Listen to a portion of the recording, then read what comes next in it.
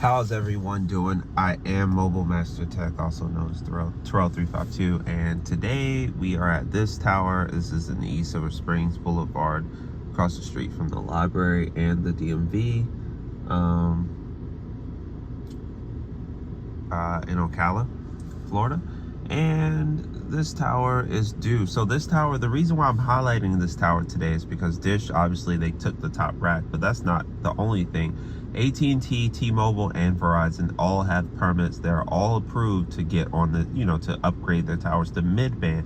Verizon, their permit has expired, so they will not be coming unless they renew it. At the time of this recording, they have not renewed their spot, which is the second to the last spot up here. You see T-Mobile on the bottom. There's old Metro equipment in the middle, then AT&T, then Sprint, and then Dish on the very top. So Verizon, they will have to either renew or extend the permit. They have not done either yet, so we're going to wait on that. AT&T, they are new to, they just got it approved. They have not paid for it yet though, so stay tuned for that. So until they pay for it, they can't do anything, but it is approved. And then of course, T-Mobile, theirs is approved, ready to go, pending notice of commencement and all of that good stuff. I think they have until October something to do it. So they're going in, and we've already started the speed test. AT&T at 93.7, 34 millisecond for the up, 34.2 megabits per second for the upload. The ping is 89, the jitter is 12. Very good speeds, can't complain at all. They have all spectrum allocations on this tower except for C-band, so, and DoD. T-Mobile, we just did that one. That's 99.6 for the down and 3.5 for the up with a 39 millisecond ping. Now this, I want to say this is running Sprint. Perhaps not, it's unclear. Okay, so actually this tower for T-Mobile is Nokia. It does not have band 2 or N41 or band 41 yet. It's going to get all that when it upgrades. This is actually coming from a further site. This signal is coming from a much further site than this, so it's not even connecting to this site at all. Now, an interesting tidbit about this site, as you can see T-Mobile on the bottom right here, they will not be upgrading that. That is correct. They are going to take Sprint spot on the top right under Dish right here, and they're going to upgrade that instead, and they will be decommissioning this. So with Ericsson, of course, this is Nokia right now. But if T-Mobile can score these kind of speeds on LTE from this far away, from a further site that has been fully converted to Ericsson, imagine what's going to happen when they get a higher elevation and, those same bands on this site. It's going to be crazy. Their density in this area is very good, the best density of any carrier, hands down. Now, I just clicked on it. Let's see if we can get a 5G spot for here. There we go. This is more like it. So, let's see what we're running. I do remember there's no band 2 on this site. It's band 66. There we go. Hold on. Let's see if we can get a focus. Focus, okay. Band 66, 20 megahertz, and N71 10. And that is it. That's it. Sometimes it will kick into the Sprint side, because this tower for Sprint, since it is a keep site, they went ahead and kept it to where you can actually access either or. And usually it'll kick in by itself, but I can force it. I don't have to wait.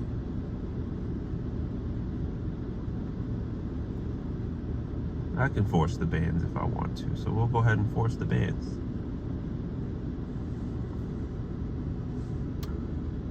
Shout out to Samsung for allowing me to force bands, because usually that doesn't happen. Usually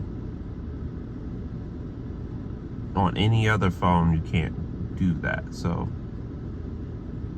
we're gonna run a speed test. We are on LTE.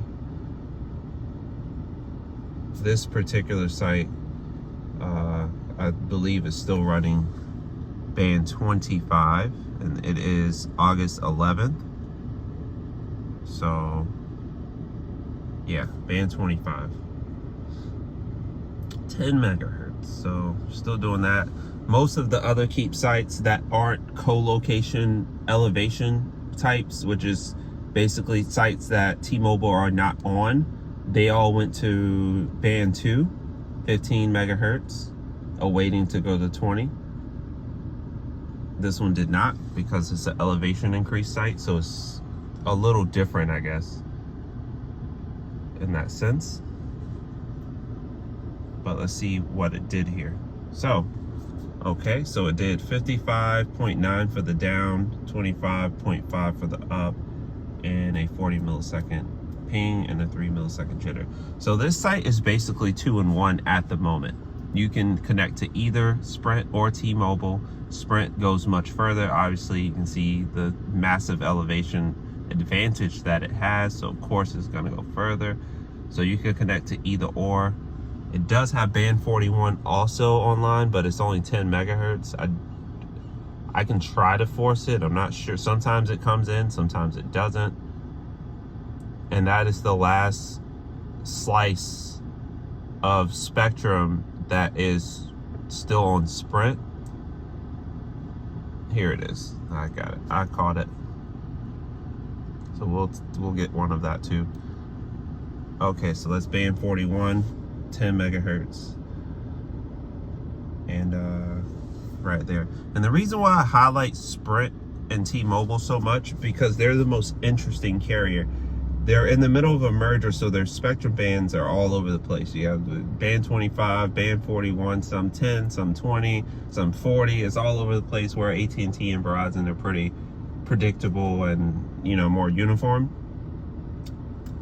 So from a radio enthusiast standpoint, T-Mobile by far is the most interesting, unless of course Verizon decided to start deploying small cells and millimeter wave and all that, CBRS. They have not. So until that happens, if that happens, T-Mobile will remain the most interesting carrier in my area.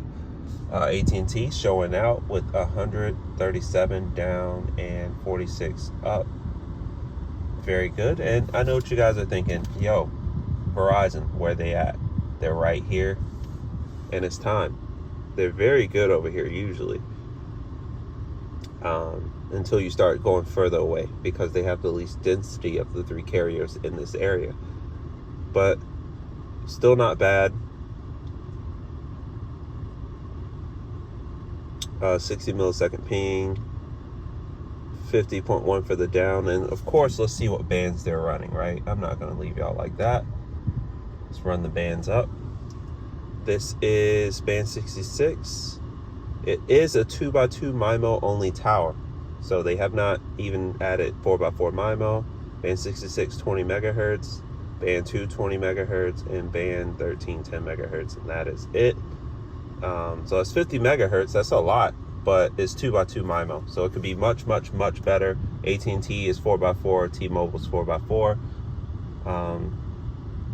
Hopefully Verizon can get it together with that. Like I said, they had a permit. I did see the logs. It did include C-band on that log, so hopefully they get it in. And we're gonna do one more test on Verizon's own server.